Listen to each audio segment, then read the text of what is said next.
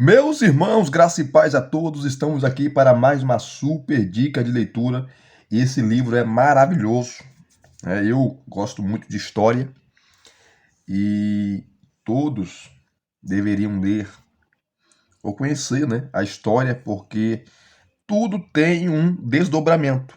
A nossa teologia tem um desdobramento, os materiais que são escritos, enfim, para você conhecer por que pensamos como pensamos, ou porque as coisas são como são, você deve olhar para o retrovisor da história, para trás. E esse livro aqui é maravilhoso, porque Jaroslav Pelikan, ou Pelinka, ele vai trabalhar Maria nos corredores da história. Qual foi o seu desenvolvimento na arte, na cultura, na religião, e como ela se transformou nesse símbolo que ela é hoje, tá? Principalmente na Igreja Católica, que Maria, ela tem aspectos até de uma deusa. Eles negam, mas ela é mediadora, intercessora, advogada, né? Tem um dogma, que não é bíblico, evidentemente, da Imaculada Concepção de Maria, que ela, a sua virgindade perpétua, que ela sempre foi virgem, né? Nunca teve relação ou relações sexuais com José, que era seu marido, enfim. Então ele vai tratar sobre isso aqui nesse livro. Maria através dos séculos, seu papel na história da cultura, seu papel na história da cultura, como foi os seus desdobramentos e como ela se tornou essa figura que é hoje, rainha dos céus e por aí vai. Então, quem é Jaroslav Pelikan? Ele é muito conhecido porque aqui no Brasil nós temos aquela famosa obra dele de História da Igreja, em 5 volumes, onde ele vai trabalhar a teologia oriental, os pais da igreja, enfim. São 5 volumes, né? Que nós temos esse material prodigioso do Pelinka. Ele já faleceu, né? Na época que ele escreveu esse livro, ele estava vivo ainda, tá? Ele estava vivo ainda, mas ele já faleceu. Jaroslav Pelikan nasceu em 1923 e é professor emérito de História em Yale. Recebeu diversos títulos acadêmicos, medalhas e prêmios no mundo todo. Ele era doutor em História, tá? Um PhD em História. Inclusive, o Jefferson Award of the National, aqui eu não sei pronunciar o resto. Eu não falo inglês, né? Então, eu falei só o National. O resto eu não sei pronunciar. A maior honraria conferida pelo governo dos Estados Unidos a um escolar da área das humanidades. Aí ele foi presidente da American Academy of Arts and Sciences e é autor de mais de 30 livros. Entre eles, aqui estão os nomes dos livros, todos em inglês, tá? Todos em inglês. Nós não temos muitos livros dele traduzidos para o português, tá? Nós temos lá esses 5 volumes que ele trata sobre a história da igreja, esse aqui que é maravilhoso, e eu não sei se tem outros, né? Em português, eu não pesquisei. Mas temos poucos materiais. Deveríamos ter mais materiais, porque ele foi um grande erudito. Ele foi um exímio professor de história e marcou e deixou aí seu legado por meio dos seus livros. E abrindo aqui essa obra, esse material é de 2000, tá? De 2000. Esse livro, né? Deixa eu ver, pegar aqui, ó. Você tem a publicação dele, né? Que não tem a data, mas foi lançado em 2000. Portanto, aí, há 22 anos atrás, né? Estamos em 2022, há 22 anos atrás. Aqui está o prefácio. Tem o prefácio, a edição brasileira, introdução, Ave Maria, Gratia ou Graça Plena, tá? E aí ele começa. O primeiro capítulo ele vai tratar sobre Maria, que é Miriam ou Maria, é a mesma coisa, tá? Como o Novo Testamento, nas poucas passagens que fala de Maria, como o Novo Testamento fala dela. Então, Miriam ou Maria de Nazaré, no Novo Testamento, tá? O Novo Testamento não dá essa ênfase toda que a Igreja Católica Apostólica Romana e também a Igreja Católica Ortodoxa, que é a Igreja Oriental, dá a Maria. Maria, ela foi importante? Claro que foi, né? A mulher foi escolhida por Deus para ser mãe do Salvador, e não passa disso, era uma pecadora. E depois que ela conheceu, ela teve Jesus, ela teve relações sexuais com seu esposo José, até porque teve irmãos. Jesus teve irmãos, ela teve filhos. Então, esse dogma que Maria morreu virgem, da sua perpétua sua perpétua virgindade, é um dogma que não pode ser provado, que não passa pelo teste das escrituras, tá? Que ela também foi assunta ao céu, isso aí é conversa fiada, não dá para que ela é mediadora, que ela é a intercessora, advogada, que ela tá ali com Jesus juntamente intercedendo, isso não existe, né? É aquele famoso ditado católico que fala: pede a mãe que o filho dá. Já viu esse ditado? Pede a mãe que o filho dá. Você intercede a Maria e ela vai interceder e falar com o filho, Jesus, para conceder a graça. Isso aí não existe, né? Isso é uma heresia terrível. Mas aqui ele fala Miriam ou Maria no Novo Testamento. Depois, filha de Sião, esse é o cumprimento da profecia. Maria, né, como sendo a segunda Eva, é a certeza da verdadeira humanidade de Cristo. A Theotokos, mãe de Deus. Aqui ele vai tratar também sobre o concílio ecumênico de 431, aonde teve ali um debate, né, entre Nestório, que na ocasião era bispo de Constantinopla, que era a nova capital do império, juntamente com Cirilo de Alexandria. E ali foi determinado o dogma que Maria é a mãe de Deus. Porque se Jesus é Deus, Maria é mãe de Deus, Theotokos, né? É o capítulo 4. O capítulo 5 ele vai tratar sobre a heroína do Alcorão e Madonna Negra. Como os muçulmanos, né, o Corão, o Alcorão fala de Maria, né? De Maria, a importância dela. O capítulo 6, serva do Senhor e mulher de coragem. O capítulo 7, ornato da veneração e regente do coro celestial. Aqui já os dogmas, né? Lembrando que a Igreja Católica Apostólica Romana, você tem a dulia, você tem a protodulia e você tem a hiperdulia. A dulia é o culto aos santos e aos anjos. A protodulia é o culto a São José. E a hiperdulia é o culto à Virgem Maria, a Maria, ou a veneração a Maria, porque eles fazem uma distinção entre veneração e adoração. Mas na prática, no povo, é a mesma coisa. Você vê o povo pedindo a Maria, orando a Maria, fazendo orações a ela, a Nossa Senhora e por aí vai. Uma idolatria desgraçada. Essa é a verdade. E aí vem o ornato da veneração e regente do coro celestial. Paradigma, capítulo 8, da castidade e mãe bendita. Maria é um dos símbolos que foi usado, inclusive pelos pais da igreja. E esse livro aqui, ó. Esse livro aqui. Opa, tem uma balançadinha aqui, ó. Eunucos pelo Reino de Deus, Mulher e Sexualidade e a Igreja Católica, da Uta Rank Heinemann, ela fala sobre isso.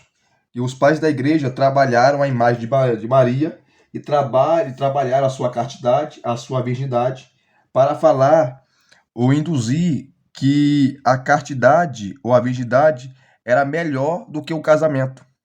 O casamento só servia só para a prole, para a procriação dos filhos. Olha só que loucura, né?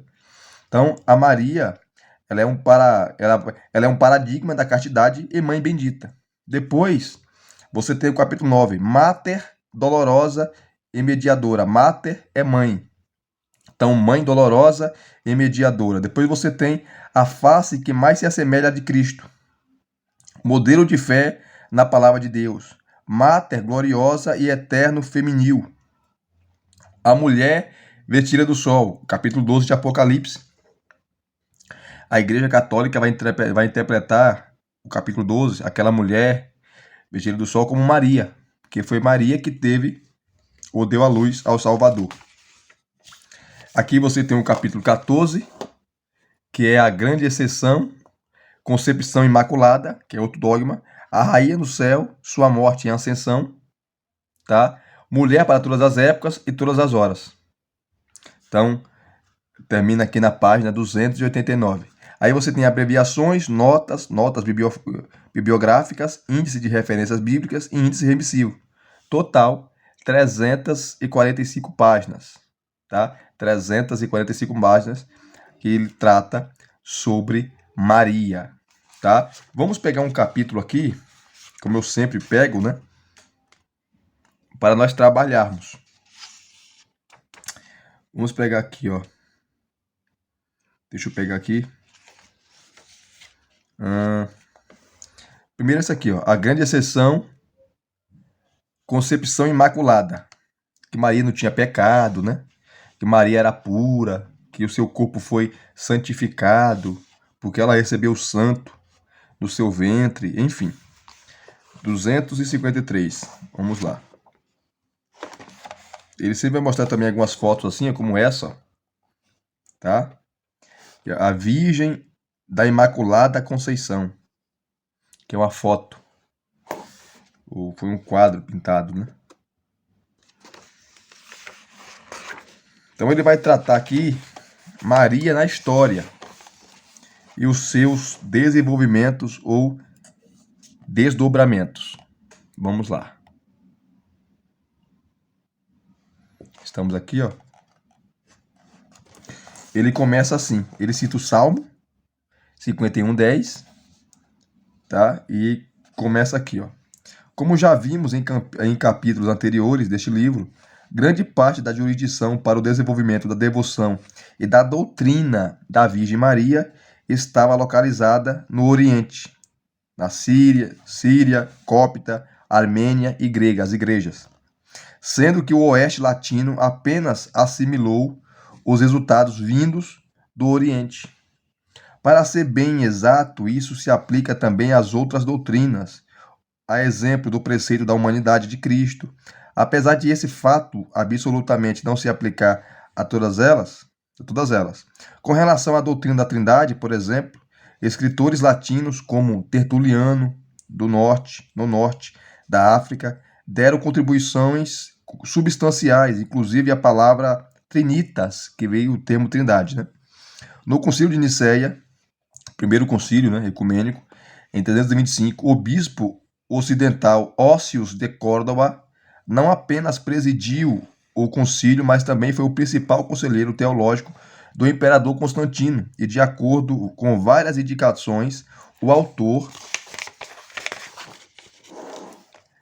do preceito adotado pelo concílio de que o Filho de Deus era uno, que é a palavra homoousios, com o Pai, que é a expressão da mesma essência, da mesma substância, né?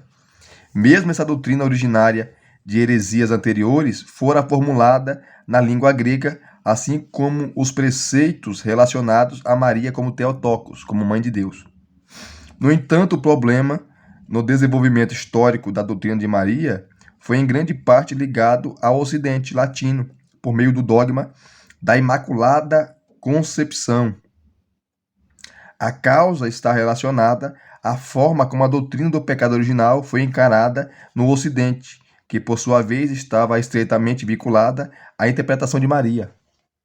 A afirmação do nascimento virginal de Jesus Cristo, ou mais precisamente de sua virginal concepção, originou-se no Novo Testamento e era encontrada apenas nos evangelhos de Mateus e de Lucas, estando ausente dos outros. No primeiro deles, nas palavras de Christa Stendhal, a história do nascimento virginal é teologicamente muda, pois nenhum argumento ou discernimento cristológico foi deduzido dessa grande intervenção divina. A narrativa de Lucas foi, de certo modo, mais específica ao identificar o significado dessa intervenção, pois o anjo disse a Maria: descerá sobre ti o Espírito Santo, e a virtude do Altíssimo te cobrirá com a sua sombra, pelo que também o santo que de ti há de nascer será chamado Filho de Deus.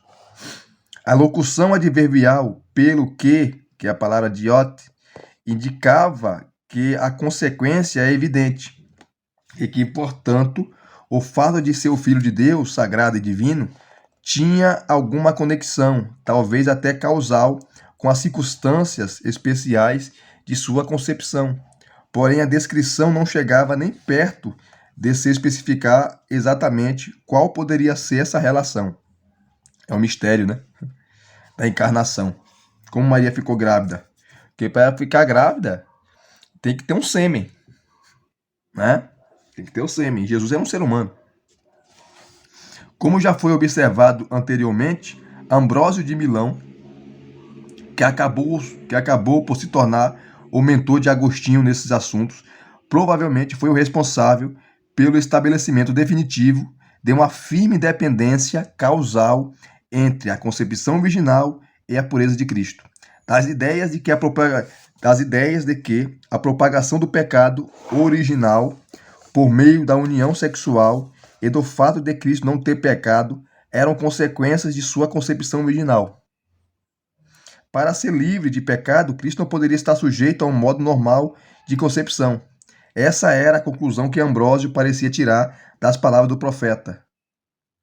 Em quem contará o tempo de sua vida? E na continuação de sua argumentação, sua principal prova textual também fora retirada do Velho Testamento. Eis que em iniquidade fui formado, e em pecado me concebeu minha mãe. Salmo 51:10, que é o texto que o Pelican usa no começo, né, no início desse capítulo. Segundo o sobrescrito do Salmo, essas palavras haviam sido proferidas por Davi, quando o profeta Natan veio a ele depois dele ter estado com Betseba. De acordo com Ambrósio, Davi fora considerado o mais justo dos homens. Se Cristo merecia ser denominado verdadeiramente justo, isto é, sem mácula, não poderia existir outra razão senão a de ter nascido de uma virgem e, portanto, não ter ligação alguma com os rituais pecaminosos pelos quais as pessoas comuns são geradas, o sexo. Ele fala rituais pecaminosos. Né?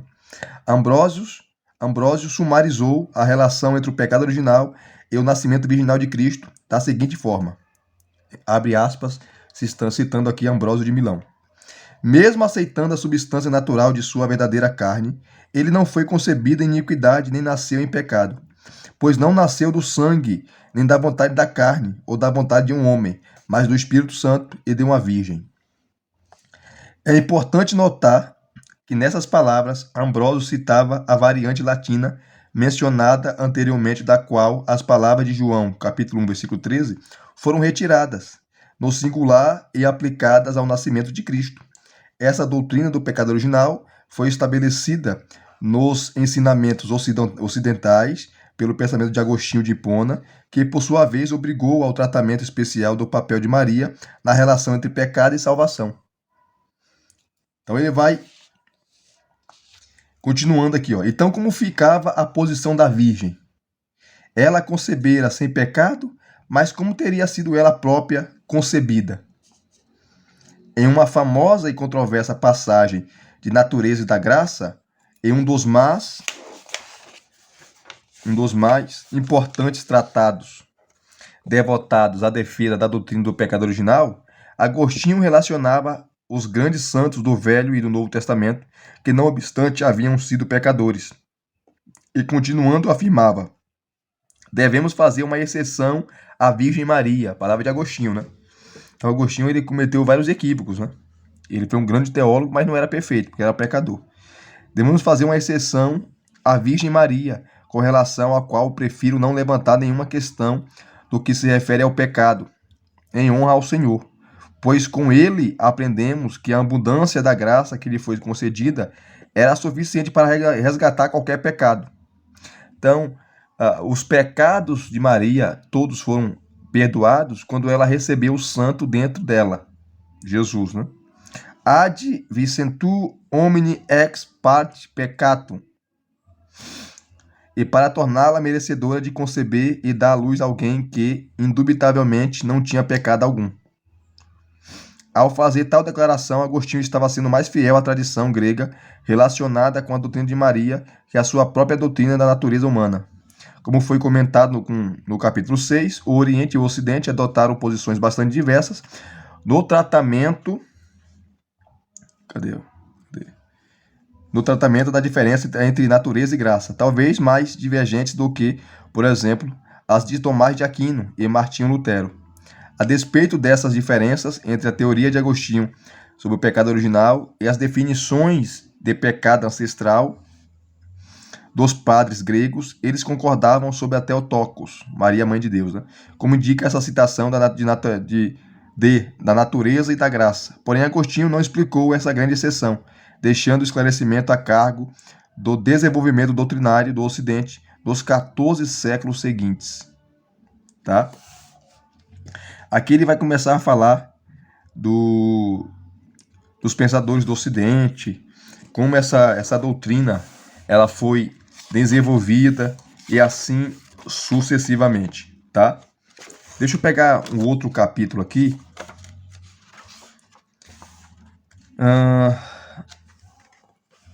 Vamos lá. Deixa eu pegar aqui. Rainha do Céu, sua morte e ascensão.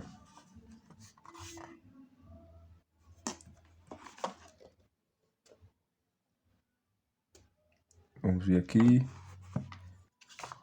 Pronto. Rainha do Céu, sua morte e ascensão. A página 271. E aqui nós vamos encerrar, tá? É um livro maravilhoso para você ver como Maria se tornou o que é hoje, né? Praticamente uma deusa. Então aqui ele vai te mostrar aqui as fotos, ó. Maria, tá? A morte da Virgem como rainha do céu. Olha aqui. Idolatria desgraçada, né? Aqui é Maria no céu, ó. Já no status de divina, tá? Como mediadora, intercessora e advogada. Não tem nada a ver com Maria na Bíblia, né? Maria não tinha nada, tem nada a ver com isso. Aqui ele cita Isaías 25:8, juntamente com 1 Coríntios capítulo 15, 54. Tragada foi a morte na vitória. Então aqui você tem aqui, ó. O capítulo, né? A rainha do céu, sua morte e a ascensão. Segundo esse dogma, Maria foi assunta aos céus, né? Não morreu. Olha que absurdo. Ao longo de todo esse livro, ao discutir temas e doutrinas relacionados com a Virgem Maria, deliberadamente evitamos mencionar os muitos debates culturais e teológicos que eclodiram no século XX. Preferimos tratar desse assunto na introdução de modo superficial, no intuito de dar relevo ao retrospecto seguinte, e tratava apenas dos primeiros séculos, ou, em alguns casos, esse tema foi lembrado apenas para ligar a narrativa de um desenvolvimento passado aos seus estágios subsequentes. Porém, não podemos deixar de abordar um evento da história de Maria acontecido precisamente na metade do século XX, pois ele representa o estágio final, ou pelo menos mais recente, dessa história. A emissão da bula papal,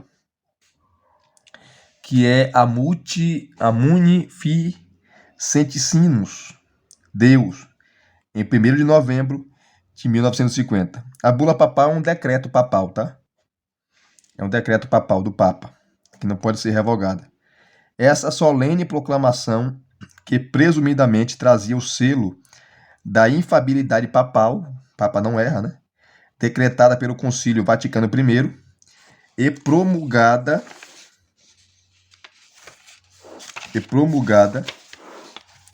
como um dogma da Igreja Católica Romana pelo Papa Pio XII. Afirmava a ascensão física da Virgem Maria, né? Fato havia tempos considerados verdadeiro pelos fiéis e pelos teólogos. A Imaculada Mãe de Deus, Maria, sempre Virgo, depois de esgotado o curso de sua vida terrena, foi elevada em corpo e alma para a glória eterna. Portanto, como já afirmara em 1670 a irmã Maria de Jesus de Agreda, mística mariana espanhola, em seu livro Vida da Virgem Maria, a partir de 1950, tornou-se um dever, Então essa coisa é recente, né? 1950 tornou-se um dever obrigatório, olha só, para todos os católicos romanos acatar a crença em ensinar que Maria fora elevada até a mão direita de Deus, ou a mão direita de seu filho e do verdadeiro Deus, onde se assentou no mesmo trono real, olha a loucura, queridos, da Santa Trindade, posição que jamais homem algum, anjo ou serafim, atingira ou atingirá em toda a eternidade. Aí ela se torna advogada, mediadora, né? Tudo é heresia. Cultura, eu falo isso com respeito, porque não é bíblico, né? Esse é o mais alto privilégio de nossa rainha e senhora.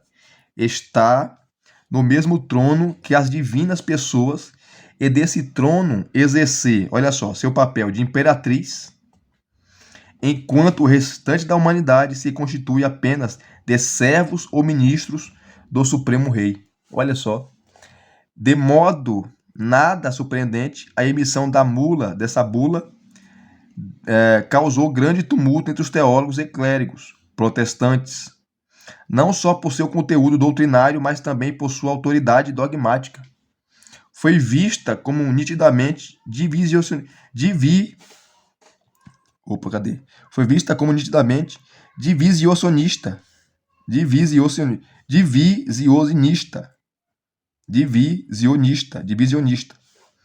Tô ruim aqui da visão, viu? Divisionista. E considerada ainda mais trágica porque aparecia em um momento no qual o doloroso e lento processo ecumênico começava a dar sinais de estar sanando velhos conflitos entre as igrejas orientais e ocidentais, até mesmo entre o protestantismo e o catolicismo romano, com base na autoridade das escrituras e da doutrina da salvação pela fé, os dois assuntos doutrinários causadores da reforma, suficientemente fundamentais para terem sido identificados durante o século XIX, respectivamente, como o princípio formal e o princípio material da reforma protestante. Havia algum tempo começavam a se tornar convergentes nos posicionamentos da Igreja Católica Romana e da Igreja Protestante.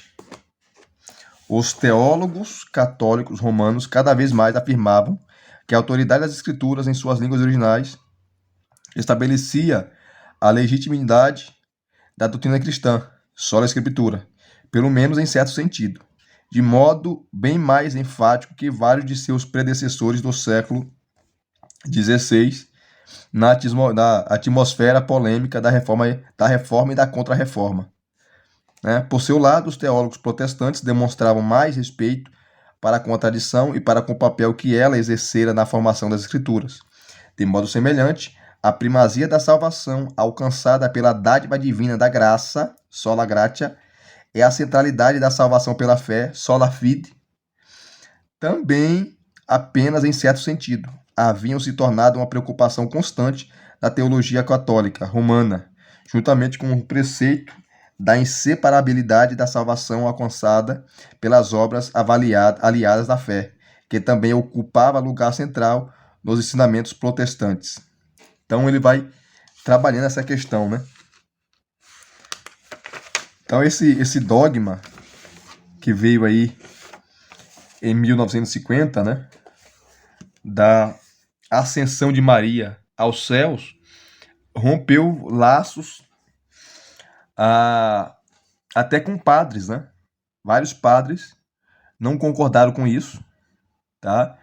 Que isso é um dogma que não pode ser provado, que Maria foi assunta aos céus e se assentou no trono da majestade, se tornou imperatriz, rainha dos céus, que ela é mediadora, ela é advogada. Isso criou atritos e até hoje cria, né? Cria. É uma bola de cristal. Então, é um livro maravilhoso para você entender como Maria, uma mulher simples, uma mulher humilde, serva de Deus, pecadora, mas mesmo assim, uma mulher que foi justificada por Deus, dando a luz a Jesus, ao Messias, ao Cristo, tá? Que é ele que é importante, não Maria. Como ela se tornou essa figura, né, que nós temos hoje. Jaroslav Pelikan explica Maria através dos séculos, seu papel na história da cultura. É um livraço, e se vocês gostaram de mais uma dica de leitura, uma super dica, deixe aqui nos seus comentários, deixe o seu like, se inscreva no canal se você não é inscrito e acione o sininho para receberem todas as notificações. Graça e paz mais uma vez. Até as próximas indicações.